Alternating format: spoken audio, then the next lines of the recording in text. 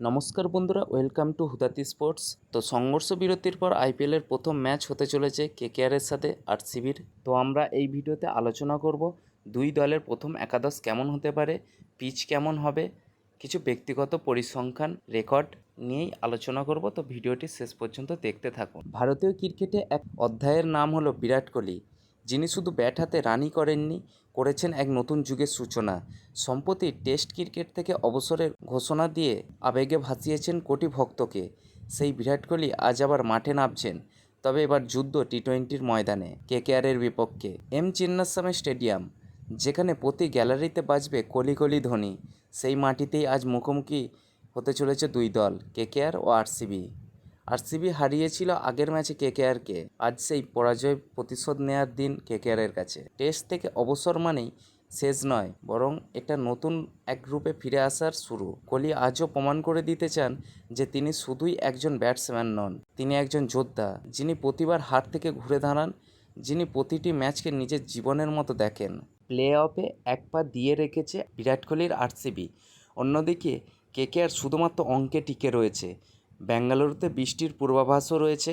RCB জিতলে বা match পণ্ড হলে তাদের সরকারিভাবে প্লে অফ নিশ্চিত। ঠিক উল্টোটা হবে কেকেআরের। সরকারিভাবে প্লে অফের দৌড় থেকে ছিটকে যাবে কলকাতা নাইট রাইডার্স। পারফরমেন্সের দিক থেকে তুলনামূলক ভালো জায়গায় আরসিবি। চিন্তা বলতে তারা আইপিএলের বাকি ম্যাচে পাবে না জস হ্যাজেলউডকে। আইপিএল বিরতির আগে ক্যাপ্টেন রজত পাটিদারের পারফরমেন্সও অস্বস্তির, তার উপর আঙুলে চোটও রয়েছে। তবে আশা করা যায় পুরোপুরি ফিট রজতকেই দেখা যাবে এই ম্যাচে। আরসিবি যেমন জস হ্যাজেলউডকে পাবে না, ঠিক তেমনই কেকেআর পাবে না মঈন আলী ও রোম্যান পাওয়েলকে। তবে কেকেআরের টিম সেটিই রয়েছে বলা যায়। নাইট রাইডার্সের সবচেয়ে বড় স্বস্তি হলো আন্দ্রে রাসেলের ফর্ম। গত দুই ম্যাচে দুর্দান্ত পারফর্ম করেছেন।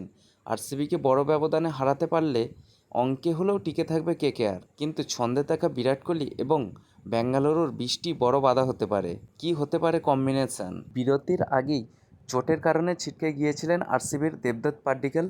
তার পরিবর্তে মায়াঙ্ক আগরওয়ালকে সই করানো হয়েছিল। দেবদত্ত 3-এ ব্যাট করছিলেন, মায়াঙ্ককে সেই পজিশনেই নামতে দেখা যেতে পারে। ওপেনিংয়ে ফিরতে পারেন ফিল সল্ট। কেকেআরের ধোঁয়াশা, চোটের কারণে শেষ ম্যাচ খেলতে না পারা ভেঙ্কটেশ আয়ারকে ফেরানো হবে নাকি মনীষ পাণ্ডেই থাকবেন? বেঙ্গালুরুর চিন্নাস্বামী স্টেডিয়ামে 2025 সালের আইপিএলে কিছু হাই স্কোরিং ম্যাচ দেখা গেছে। টসে জিতে প্রথমে বোলিং করা নিরাপদ পছন্দ হবে যে কোনো দলের ক্ষেত্রেই, কারণ দ্বিতীয় ইনিংসে সিসির একটি বড় ভূমিকা পালন করতে পারে। তো এবার দেখা যাক কিছু পরিসংখ্যান। আরসিবি শেষবার 2015 সালে চিন্নাস্বামীর মাঠে কেকেআরকে হারিয়েছিল। আইপিএলে কোহলির বিরুদ্ধে নারিনের ভালো খেলার সুযোগ রয়েছে। কোহলি 17 ইনিংসে 4বার আউট হয়েছেন, 105 রানে স্ট্রাইক করেছেন। আইপিএলের ইতিহাসে সর্বাধিক অর্ধশতক রয়েছে ডেভিড ওয়ার্নারের, 62টি। তাকে ছাপিয়ে যাওয়ার জন্য কোহলি মাত্র এক ধাপ দূরে রয়েছেন। কুণাল পান্ডিয়া 14টি উইকেট নিয়ে তার সেরা আইপিএল মরশুম কাটিয়েছেন এই বছর। এই মরশুমে কেকেআরের ওপেনিং পার্টনারশিপের গড় সব দলের থেকে সর্বনিম্ন। তো এবার দেখে নেওয়া যাক দুই দলের সম্ভাব্য প্রথম একাদশ কেমন হতে পারে। রয়্যাল চ্যালেঞ্জার্স ব্যাঙ্গালোর সম্ভাব্য একাদশ: Phil Salt, Virat Kohli, Mayank Agarwal, Rajat Patidar, Jitesh Sharma, Romario Shepherd, Tim David, Krunal Pandya, Bhuvneshwar Kumar, Yash Dayal, Lungi Ngidi এবং সুয়াস শর্মা।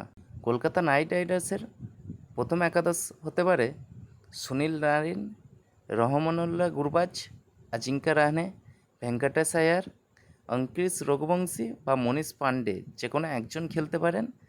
রিঙ্কু সিং, আন্দ্রে রাসেল, রমনদীপ সিং, বৈভব আরোরা, হর্ষিত রানা, বরুণ চক্রবর্তী, আন্দ্রিক নোকিয়া বা স্পেন্সার জনসন যে কোনো একজন খেলতে পারেন। আজকের রাত শুধু একটি ক্রিকেট ম্যাচ নয়, এটা বিরাট কোহলির লিগ্যাসির অংশ এবং কোটি ভক্তের হৃদয়ে লেখা থাকবে আজকের ইনিংস, আজকের লড়াই। বিরাট অবসর নিয়েছেন টেস্ট থেকে, কিন্তু ক্রিকেট এখনও বাঁচে তার চোখের আগুনে। আজ রাতটা হোক বিরাটের আরেকটি মহাকাব্য।